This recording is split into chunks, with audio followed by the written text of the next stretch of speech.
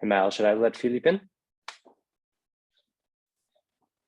Hey, Mal, should I let Philippe in?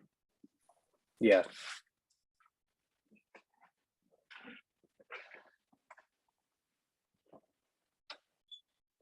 I'll give you co-host status, okay? So that you can.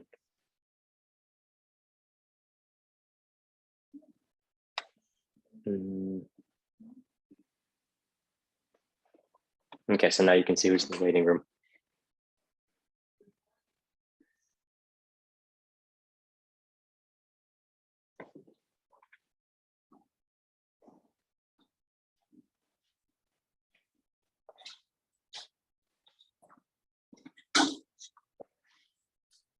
Hi, Philippe.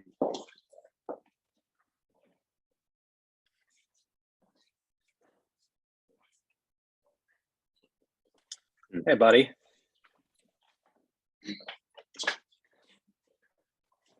I think you're muted. Yeah, he's muted. Okay. Am I okay? I didn't see the icon. What do you guys think? How many buttons is too many buttons to? Should I do a deep cut? I mean, as long as we get to see the hair, so. I don't have any chest hair, unfortunately. I'll make it up for both of us then. Nice. Well, there we go. I mean, we all come from humanoid apes, just some of us have them a little bit, you know, closer in the family tree. Yeah. So we had like 30 people who registered. Let's see how many people actually show up. It's usually 10%, so. Yeah, exactly. Yeah. So this is the group. So we're on point then. Wonderful. Oh, okay, wait. Okay, not that bad. That's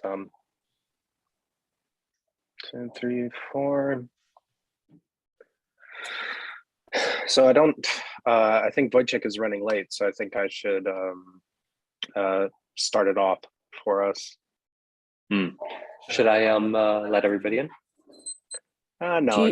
Do you want me to say anything on greeting everyone?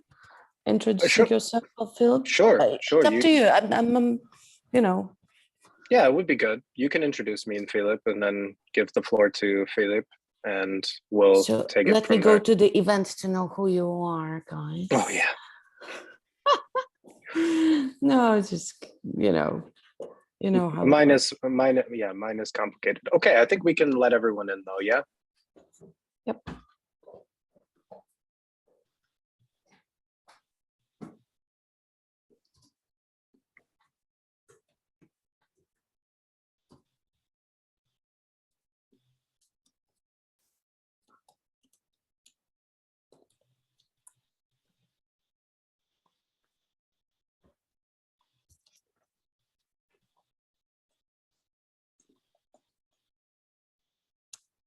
Good afternoon. Hello, everyone.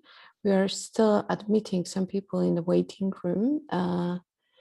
So give us please a second for those who are a little late. But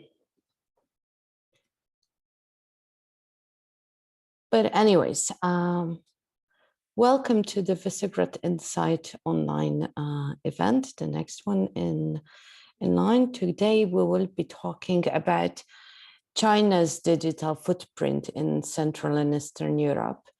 This event is possible thanks to Miles Maftin, the editorial director at Visegrad Insight, and Filip Konopczyński, the Rethink CEE Fellow at the German Marshall Fund and co-founder of Kalecki Foundation, also former fellow at Visegrad Insight. Philip and Miles precisely have prepared an analysis, a report which analyzes the susceptibility of the growing digital sectors in the FIFO region to the non-Western based, primarily Chinese business cooperation.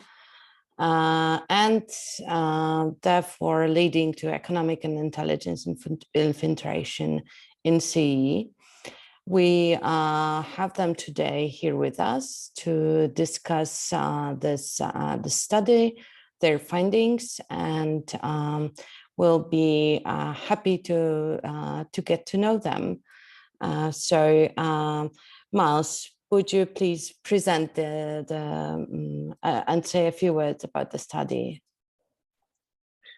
Sure. But I think it's probably best for us to, because Philip was the author of the concept note and the idea. So I think we're going to start off with Philip, then he'll give the floor to me. How's that sound?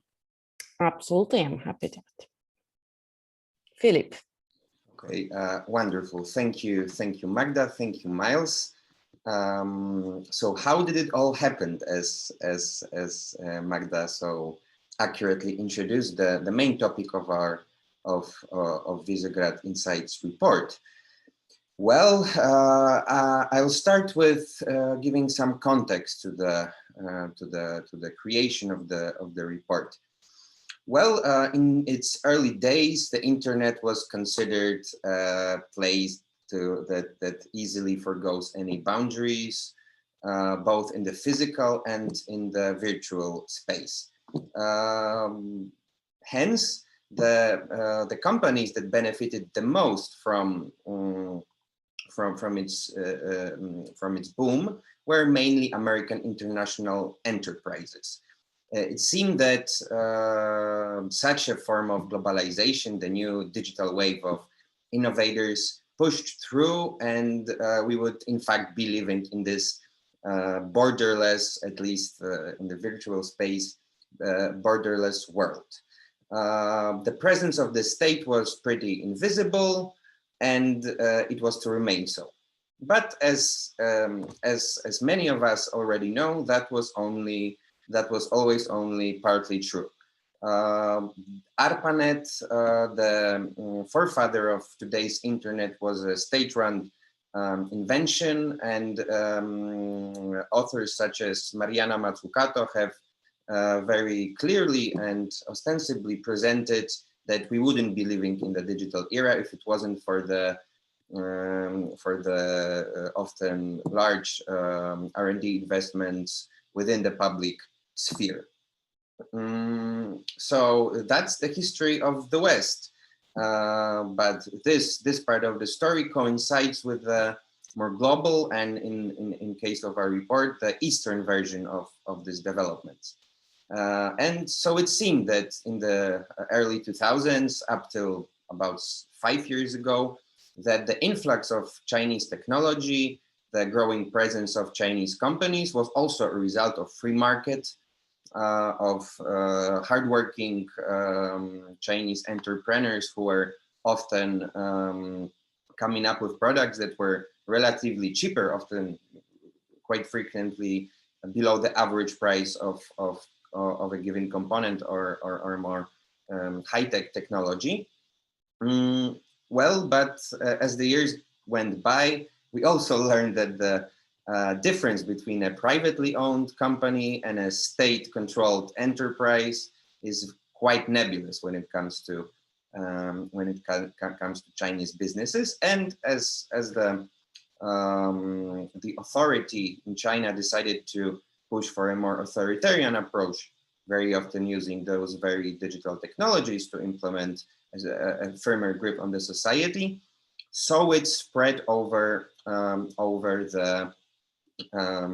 the newly acquired markets.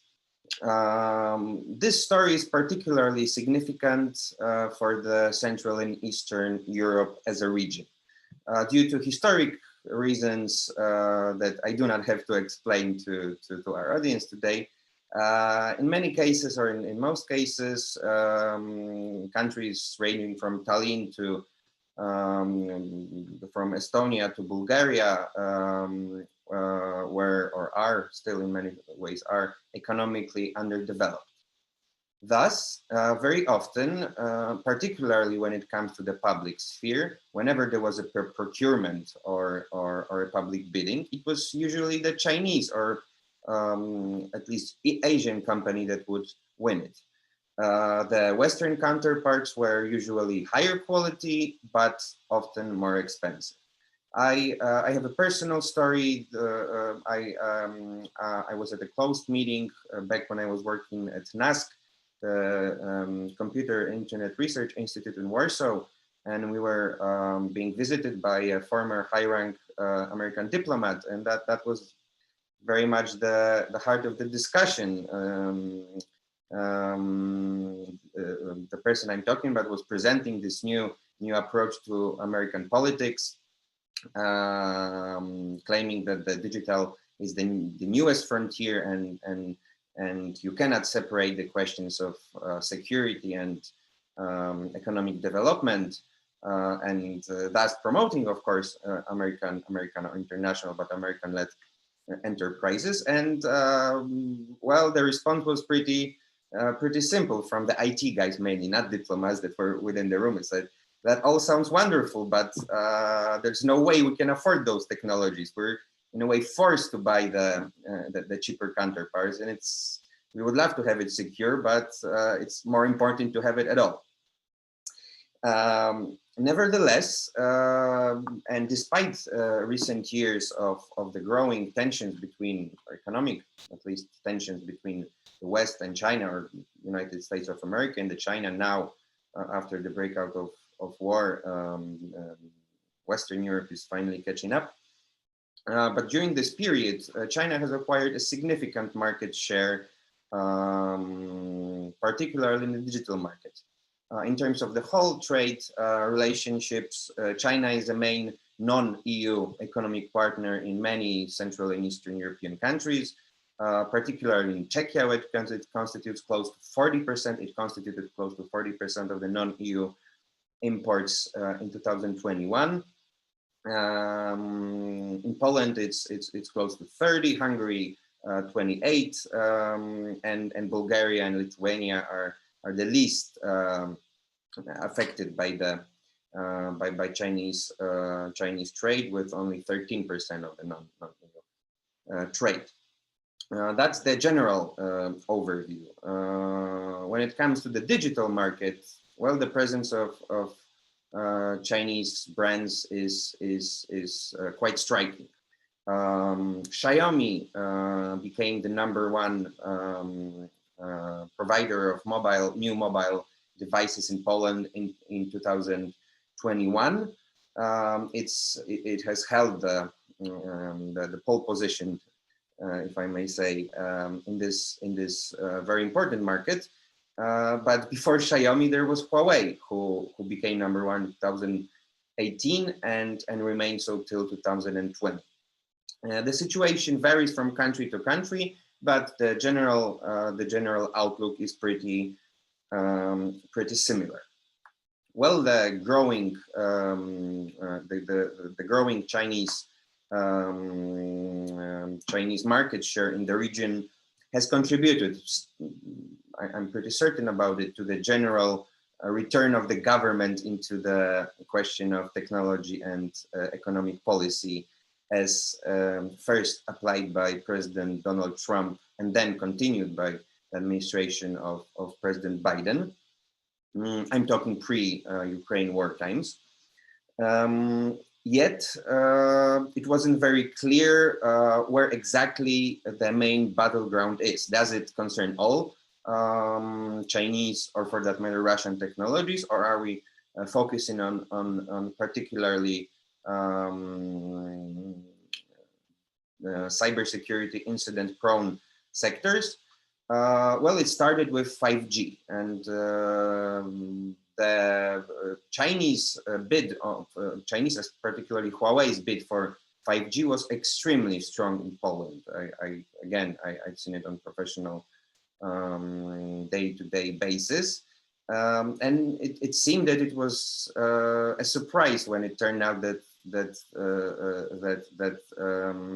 Chinese providers were excluded from this provision. It also coincided with the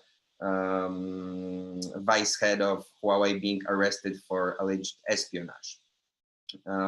But then again, a lot of components, modems, and other devices used in the strategic processes of digitalization of, for instance, Polish education is still Chinese made, and it will probably remain so until the next generation of devices is being introduced.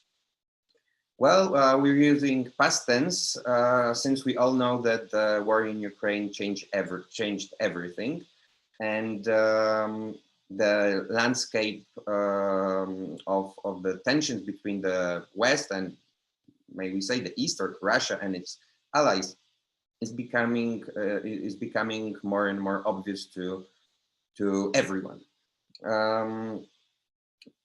At the same time, some political questions have to be answered, and I'm not sure, and us as the authors of the idea that led to the report wanted to come up with some more precise measures, some assessment tools, so to speak, that would allow both diplomats, investors, governments, officials, think tankers to better understand the foundations of this decision-making process, because we're talking about trade surplus, imports, exports, strategic policies, and so on. But as I tried to show in the anecdote that I presented, it very often comes down to price or general attitude by the person who's the low-level decision maker, as it's often the case when it comes to, for instance, small and medium enterprises. That led us to the, in our opinion, original idea of combining political sciences methodology with more business-oriented analytical tools. And the idea was to cross the sentiments and perception of technologies from certain parts of the world with the declarations about the actual business day-to-day decisions taken by the innovators in the region.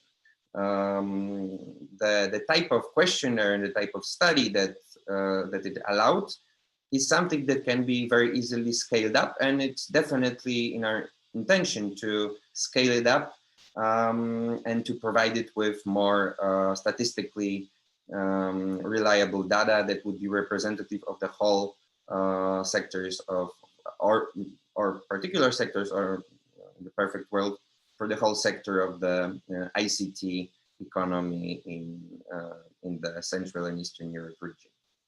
I think I said more than enough. Now back to you, Miles. Thank you. Thank you so much, Philip. Thank you. Okay, great. So yeah, so Philip was overall, he was the original idea creator here, the author of the concept note. He also wrote the foreword for the report as well. Where I sort of come into the picture is I wrote the overall report, and I was tasked with actually doing the research itself, right? So now that we actually heard a little bit of the background for this, it's probably, we can dive into some of the results of it, but I have to make a disclaimer. I am not an expert on China. I can promise you that I'm not an expert on China, and please do keep that in mind in the question and answer portion. I kind of feel that this is more of a discussion starter, and for us to kind of dive into a bit more of the future scenarios that we have, or reflections on some of the actual specifics. And I'd also like to know how, if you're here for a specific reason, you're very interested in the topic. And I'm more interested in sort of a response to the results that we do find, right? Anyways, so the objective is pretty clear. So we had this first ever, what we call first ever report that actually tries to estimate the susceptibility of the growing digital sectors in the V4 region, but let's say V4 plus, to non-Western based business cooperation. So again, we say primarily Chinese in this case. And of course, when you do this, and when you try to actually target a certain high level when your target group is a certain high level CEOs or entrepreneurs or C-level executives, the data collection itself there is really difficult. So I think it's best to kind of say that the first sort of contribution of the study would come not only in its exploratory nature, but it's the fact that it was able to reach out to this really specific, unique target group, right? And the group that we sort of looked at and we analyzed was among those New Europe 100 leaders that we had. So this is a group of most successful innovators, entrepreneurs from the Central Eastern European region. And this was recognized by Respublika Nova in 2014. And this continued with the help of Financial Times, Google, etc.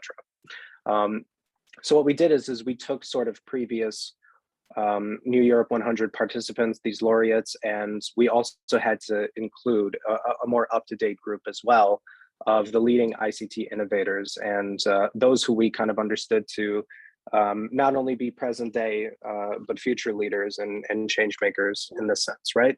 So these are who we had as these, like I said, C-level executives. The countries that we looked at were the Visegrad group, the Baltics, and in the Black Sea region, we looked at Romania and Bulgaria.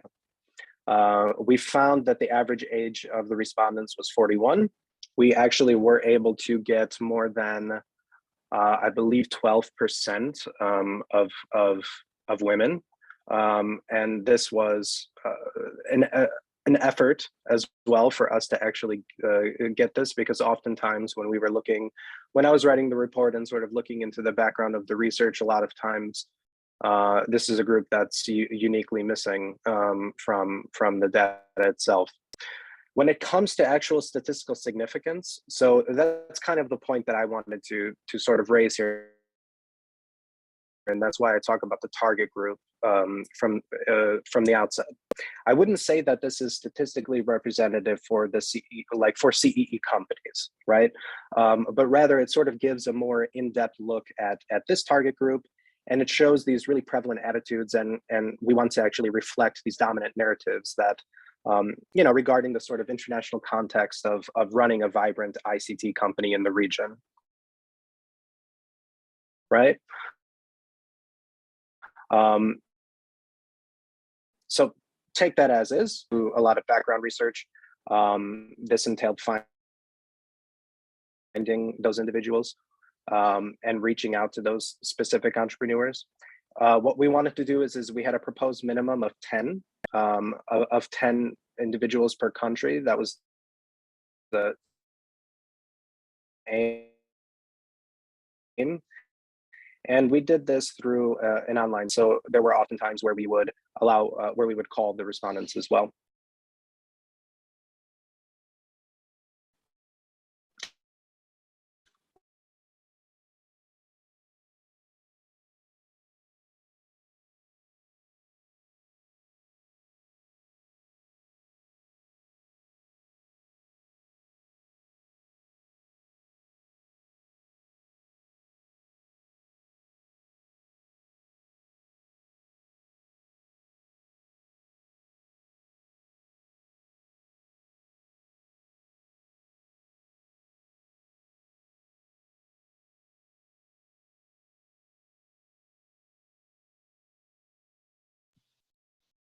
Camille, your connection seems to be working.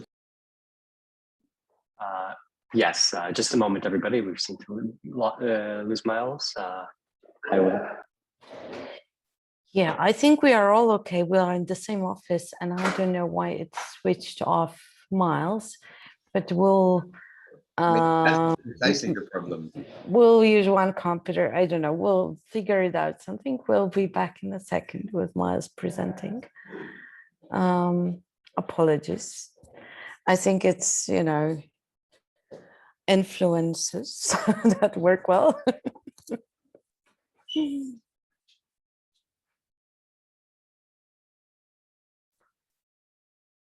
Miles, are you with us? Where did I leave off at? Terrible. We strove for like almost 2 minutes, so Oh no. Okay.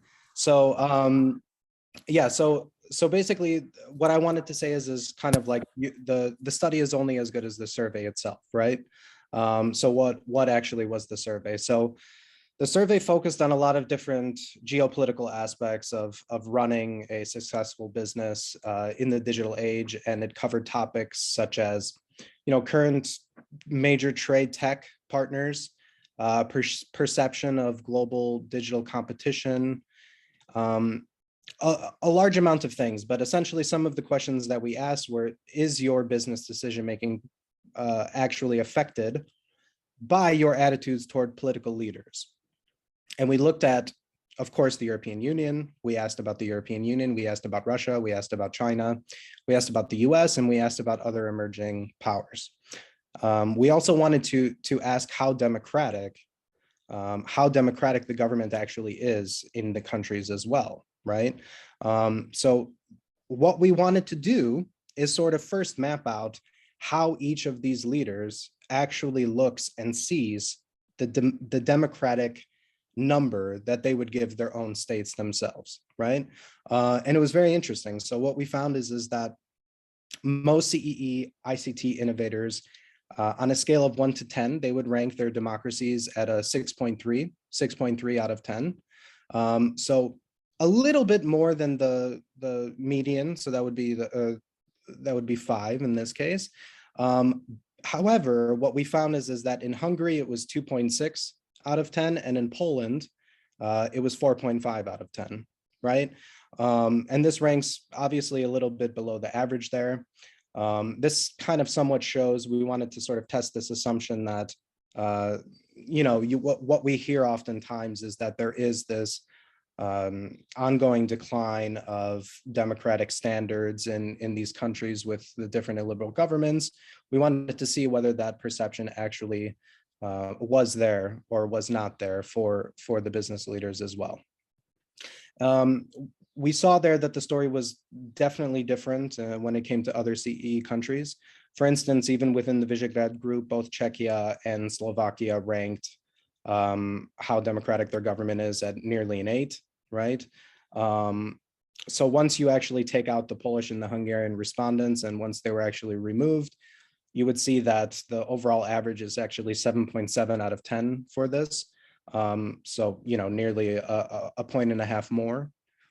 And that was the first aspect. And then the second aspect, what led into it, was we wanted to see if these attitudes actually affect their decision-making practices. So we asked specifically this question, and this was sort of, one of the main motivations. And what we found is that it was a huge number. About 80% of these leaders state that their business decision-making is affected by their attitudes, right? And their attitudes towards specific leaders. And we once again asked the same thing: if it was China, if it was the US, if it was the EU, and so forth. When we actually, but that's just one aspect. So does that affect whether they do or do not do business? And this is when we wanted to kind of look a little bit more into the specifics. So not surprisingly, 96% of these individuals actually do business within the European Union. So this is, generally speaking, this tends to be the aspect that we were very well aware of. What we found is that 51% do business in the US, and when it comes to China and Russia, it's only about 8% of these businesses, both. So 8% for Russia, 8% for China, that actually do business there, right? The only finding that was actually incredibly interesting there is that in Central and Eastern Europe, these innovators who actually do business with China, they are generally the ones who perceive their countries to be very undemocratic, right? And there they either believe that it's completely undemocratic. So there were a couple of rankings of 1 out of 10, or somewhat undemocratic, so 4 out of 10. And interestingly, a lot of these responses were actually from Hungary and Poland. So it was interesting to see that Hungary, Poland does business with China, and so forth. But I think as a whole, what we kind of garnered from this is that, when you look at the political attitudes of these leaders, they all actually factor into whether to choose to engage or to not engage in business practices. And I think that already itself is quite a finding. It kind of takes away from this ultra capitalistic idea of, money talks in this sense, right? But anyways, the point is that because we sort of had the ability to do an up-to-date survey and analysis like this, and that we are in this region, we wanted to test this a little bit further. So that's why we started asking a little bit more about the actual Russian invasion of Ukraine, right? Because we wanted to see whether this also was a factor. We, of course, focused a lot on China, but we wanted to see if this was something. And our initial assumption was, well, we saw what was happening on the sort of large scale politically, right? And would it be that many, tech companies in the region would actually be the ones who would place some restrictions on their businesses as well, right? And we found that a lot of leaders actually closed down branches or offices entirely, or refused certain business opportunities afforded to them because they were in the Russian market. So they actually got out of the Russian market specifically after the invasion.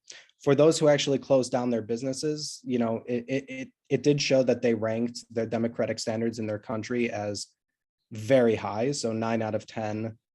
Some instances it was 10 out of 10. And some went as far as saying that they were no longer even investing in Russia, or they were no longer taking sort of Russian-backed capital or investment opportunities and so forth, right? But it was also interesting that the reversal of this assumption was held too.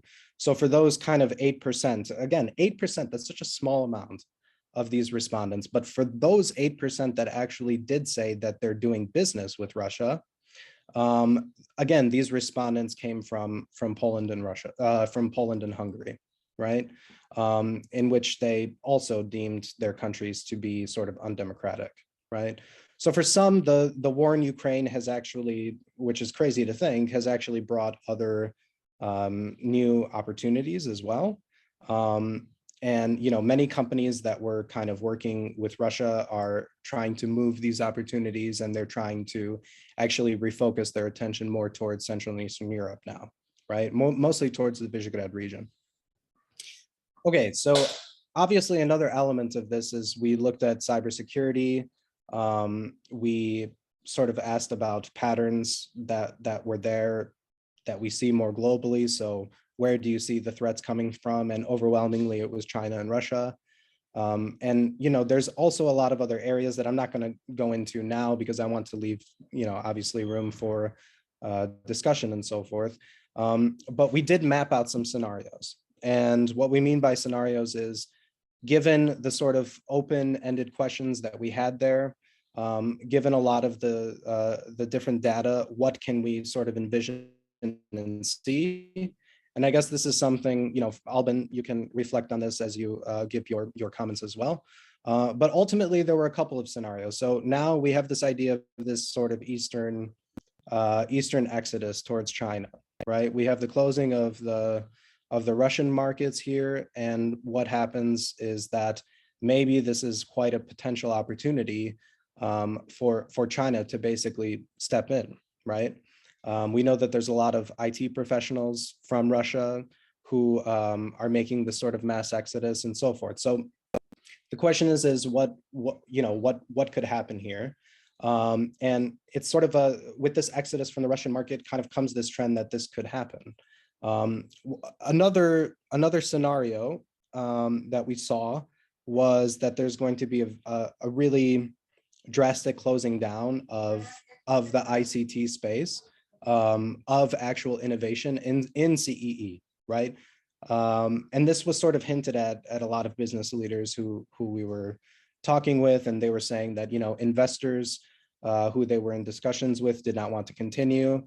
They basically looked at this idea that there's a lot of instability that could be created and continues to be unstable in this time. So maybe this gets further accentuated if there are more things that happen in the region, if something happens maybe between Taiwan and China and so forth. One that I believe to be probably the most significant and probably the most plausible is that the Central Eastern European region sort of escapes this global trend. And what it does is it kind of looks inward. And what I mean by that is that the sector understands that, you know, it's not incredibly worried about these consequences. There may be losses that are suffered in the interim through resources or time, or they may not be able to expand so rapidly as we've seen in recent years, but they'll still be able to sort of adjust their operations due to the flexibility of their business models. And essentially it means that they would look very domestically. So this is kind of the shift that I saw in some of the responses. They'll look domestically and very specifically in their neighborhood, so regionally, right?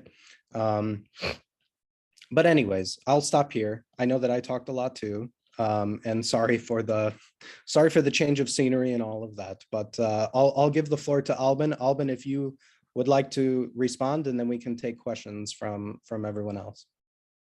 Sure. Thank you, Miles. So first of all, it was a really interesting report to read, and if I thank you for giving me some room here where to pick up on one point, then it would be the one that you dwelled upon as well. When you were mentioning how there's this correlation of business leaders looking up to the attitudes of political leaders. And you know, here, if I may refer to one example from the Czech Republic, and it also relates to some of the texts that we've discussed and published in Visegrad Insight.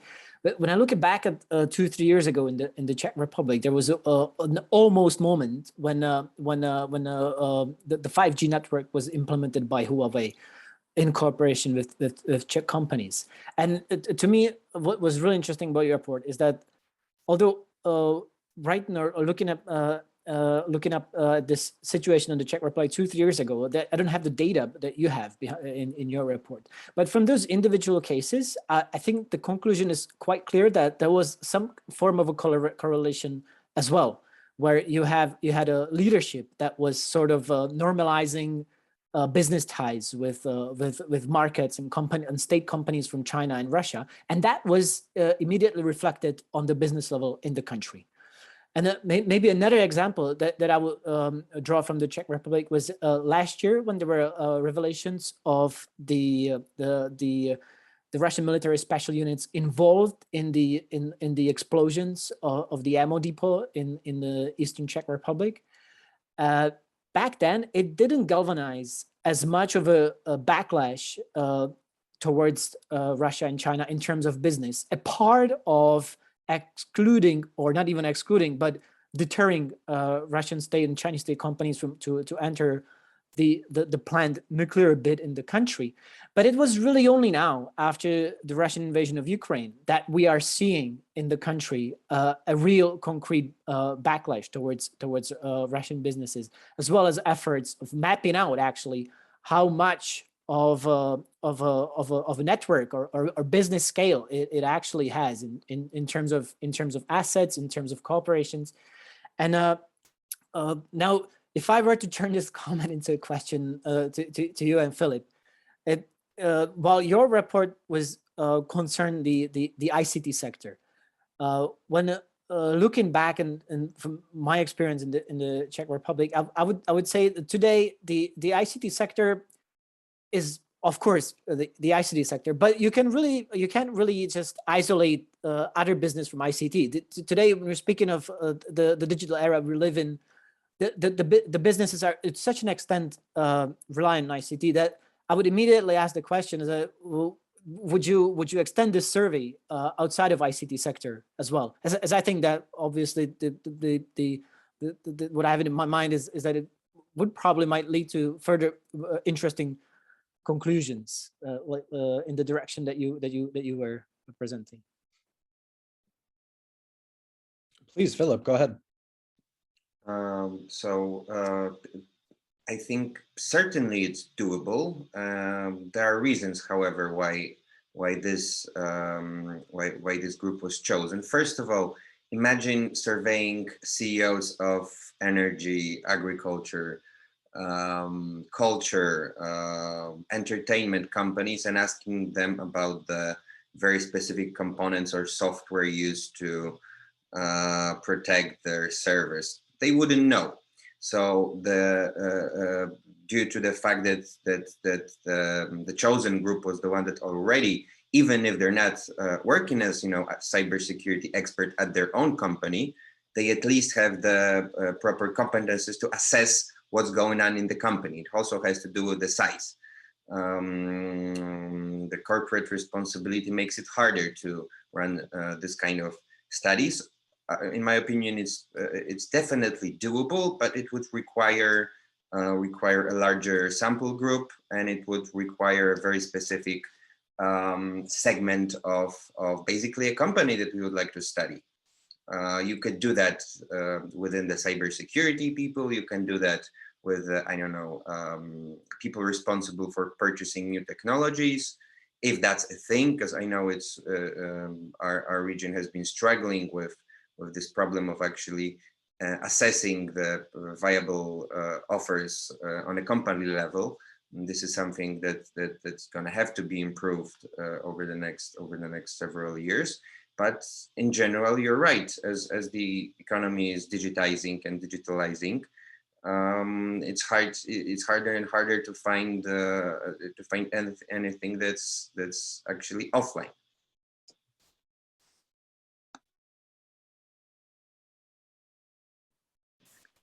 Do you think I could just follow up very quickly also in the ICT related question?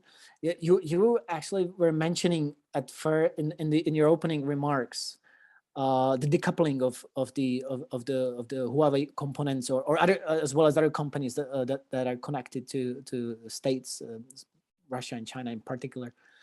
Do you think that the existing components that are in place, maybe from the 3G generation, do they actually, or do they have a potential to pose a security risk?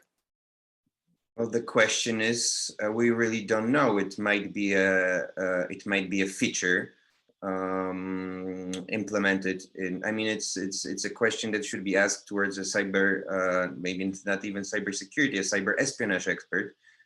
It would have to be inspected. Needless to say, none of these things were properly conducted, within the last 5 or 10 years. We know examples from Africa that these things tend to be buggy in more than one meaning of the term. But what's actually, I think, but that's something that perhaps couldn't have been foreseen. What could have been foreseen for certain, and what still can be done, is the actual decoupling of major national institutions from influences of private but yet state-controlled Chinese companies. I'm talking about the major research institutions in Poland who are still being sponsored or are running programs that are being co-funded by Beijing, by capital and investments from Beijing.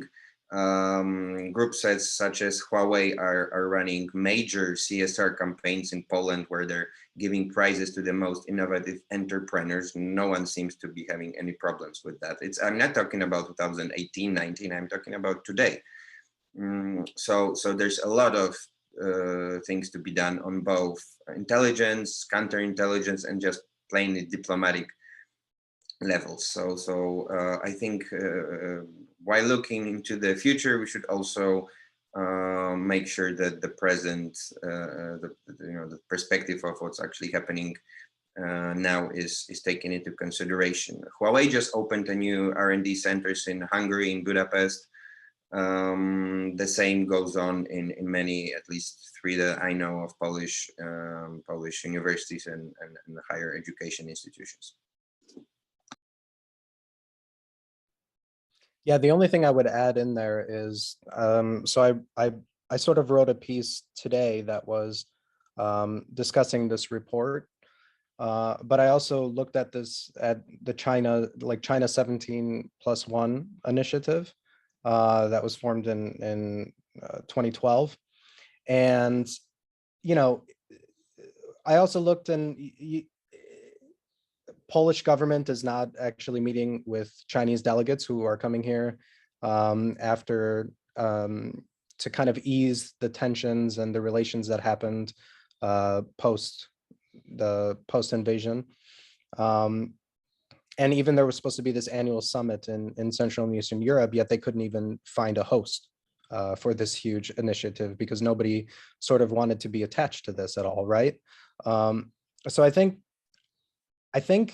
this study was sort of commissioned prior to the idea that we had was prior to all of these things actually happening, right? Before the actual invasion itself. So we kind of found ourselves in the midst of course, further research can be done, but also it would have to be pivoted in some way, right?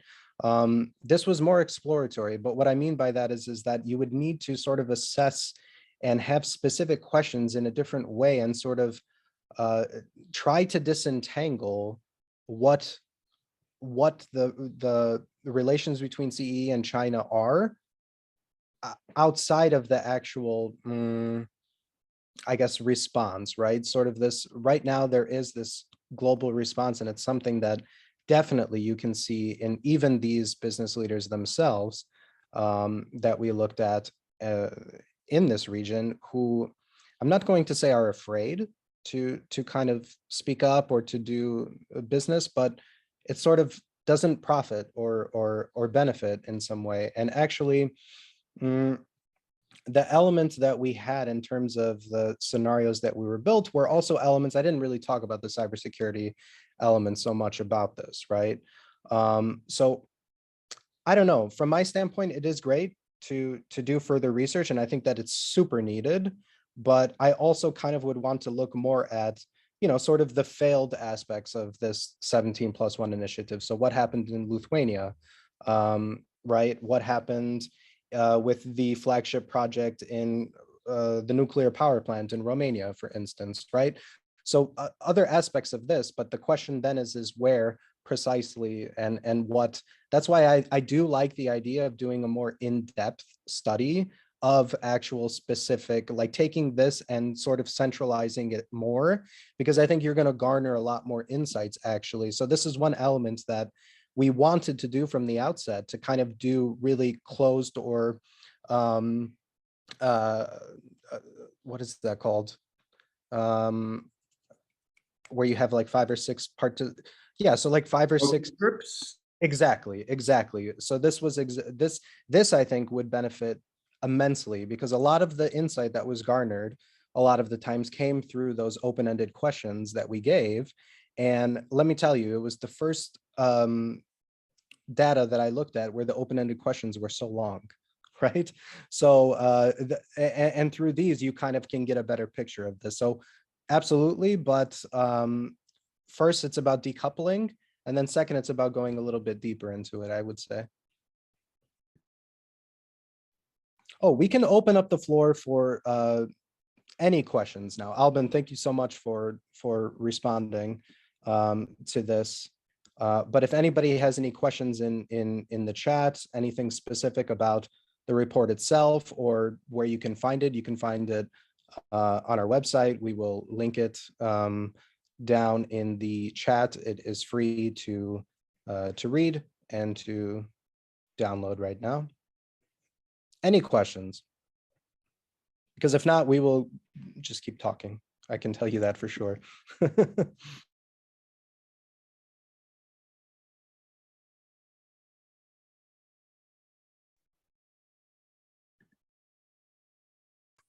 Sure, Jack, go ahead. Hi everybody, how's it going? Let me just turn on video. Also, Alicia has a question in the chat, and Alicia is much smarter than I am, so if you want to defer to her, that's totally fine.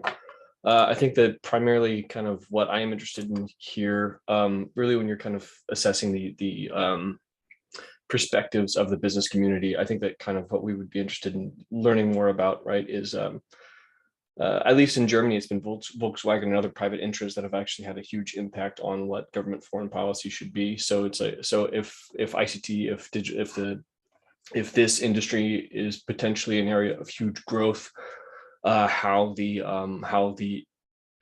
perceptions of the business community of potential growth markets or something like that, or potential sources of investment, how has that also in turn shaped the behavior of government? Because I think that it's interesting that you've kind of asked the question of like this behavior being correlated to also perceptions of democratic governance in both in your own government and in the other government. However, I think like, if something were ever to happen in Taiwan and these companies were to be faced with a similar challenge that or a similar dilemma that they faced, I don't know if it's dilemma, I don't know what the right word is there, but similar choices as to what they faced in Ukraine. Let's say if it's in 2023, we're in kind of more of an economic downturn, or really kind of feeling the effects of long-term sanctions on Russia, that perhaps these value questions are a lot harder to, it's a lot harder for the companies that made these value-based decisions to make the same choices when it comes to China next year. So I was wondering, I mean, to what extent do the business leaders that you interviewed, to what extent do they actually still see the economic importance of China? And second question is have you gotten a sense of their ability or their kind of lobbying capacity when it comes to government foreign policy? So I'll start. Philip, I can take this. So I think you're making an excellent, amazing point. And the idea here is that, yeah, this was the first part. And this is precisely why we chose the target group that we chose, and the research that went into the background there. Of course, this had to be limited. We were kind of reaching out to these, when you're talking about C-level executives and CEOs and things like this, it's essentially give me a 5-minute survey. I mean, I won't even do 5-minute surveys after I got a good product, right? Sometimes. So this had to be really short. It had to be extremely targeted. But what we did as well in the survey is to, we have some relationships with these business leaders, and we also made it a point to ask if they would want to continue to actually do further research and to be part of a sort of advocacy group on behalf of this, right? Because the idea there is that you have to then bridge and bring together these leaders and actually have them in a sort of room. And I think that we did get many responses actually in regards to this. So the idea there is, yeah, it's they're basically ready to start to do this. And I think that there is a platform that's needed in this regard. And I guess the moment is now, right? Where you see that businesses are sort of taking a larger stand in this respect, not just like CSR components, but actual business leaders themselves. And I think it is the platform that's needed because I also notice in a lot of open-ended questions that they are often shifting their businesses and the sort of practices that they're doing to do a lot of pro bono activities in response, right, to the Russian invasion. When it comes specifically to China, the thing is that we would have to, the idea there is to get more people to actually expand and to actually find those businesses that we know engage more specifically with China, and then actually do this next step of getting them to be part of this sort of advocacy group, because yeah, so I would say that absolutely, but yeah, it's another area or realm that we're moving forward on.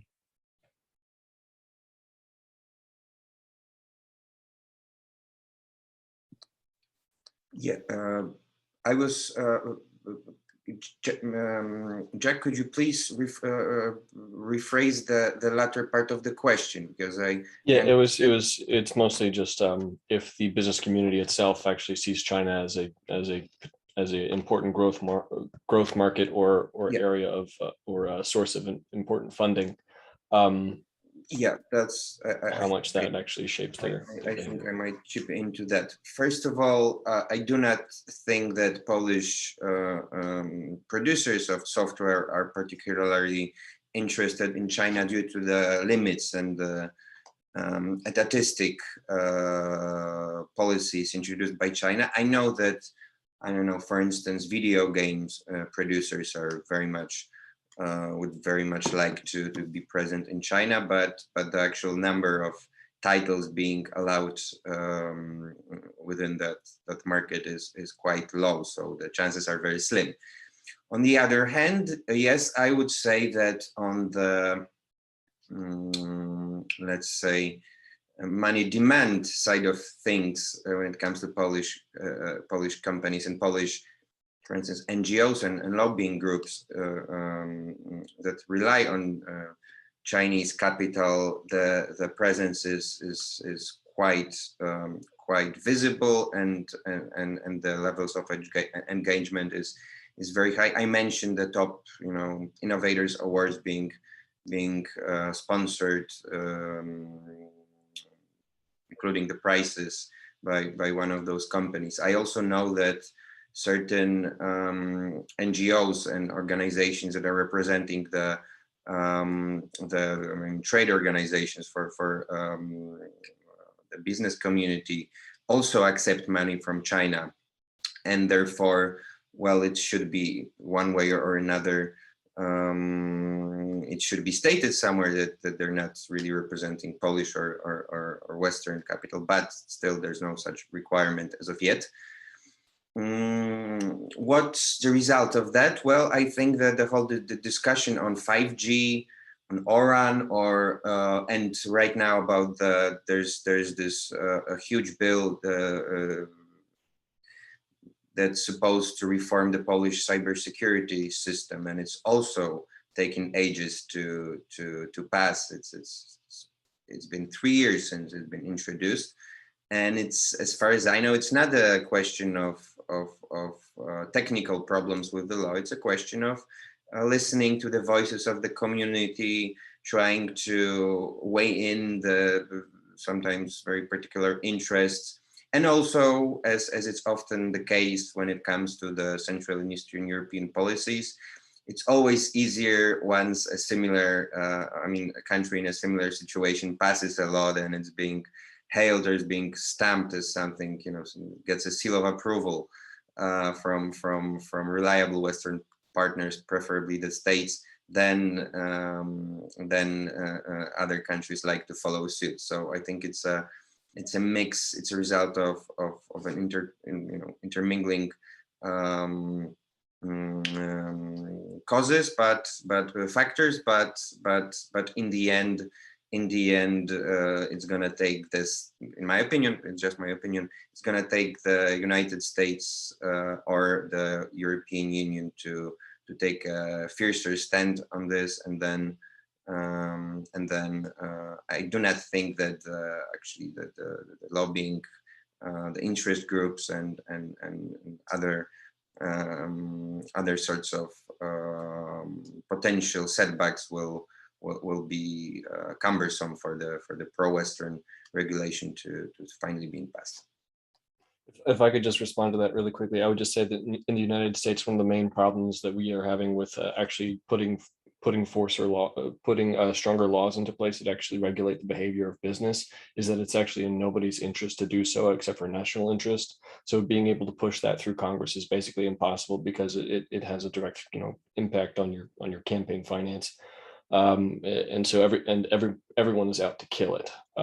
So in particular, it's like we have a very hard time in terms of directing capital flows, and when they flow outward, making sure that those don't actually go in places that don't benefit the United States in general. So I would imagine that other countries could have similar problems, especially if there's a vested interest in a certain community like the ICT community, which is what prompted the question. Yeah. I think it might. I mean, that's an excellent point. I just think it might be easier to come to a consensus when it comes to foreign policy, foreign U.S. policy, because it also can be presented as helping the U.S.-led companies do well overseas. So it doesn't require an internal regulation. It's basically it's another part of the economic policy as so much as of diplomacy or international relations. Thank you so much for the question, Jack. Appreciate it. So we have about 3 minutes left. If there is another question, happy to take it. But if not, we did kind of want to conclude. We want to hit it at the 1 hour mark for sure. But we kind of wanted to conclude. We sort of asked this question already of further research and so forth, but we definitely wanted to sort of end on that note. Philip, I don't know if you wanted to oh, Alicia has a question. Wait, great. I have a question regarding the future of the new cybersecurity law that has been drafted in the last 2 years in Poland and still hasn't been introduced. How do you see the future of Huawei in Poland? How probable is the UK scenario in your view, with firm given several years to remove Huawei equipment from their networks? Great question. I'll leave that up to you, Philip. Yeah, I'm sorry, Alicia. I read your question and I tried to answer it, but I failed to mention the author. So my bad. And so I think I addressed the first part of the question. There are no technical or legal reasons for the cybersecurity system law to be pending so long. It's just a matter of intergovernment and in many ways extra governmental relations to put it euphemistically. When it comes to the possibility of the UK scenario, I'm absolutely certain that the Polish government or other governments are still buying Chinese devices and components, so it might take longer than that. But I also do not think it's just a question of lobbying, as I mentioned before. It's also a question of price. So I think there will be a huge market share to be taken, and I'm not sure if whether it's going to be necessarily U.S. companies that are going to take it.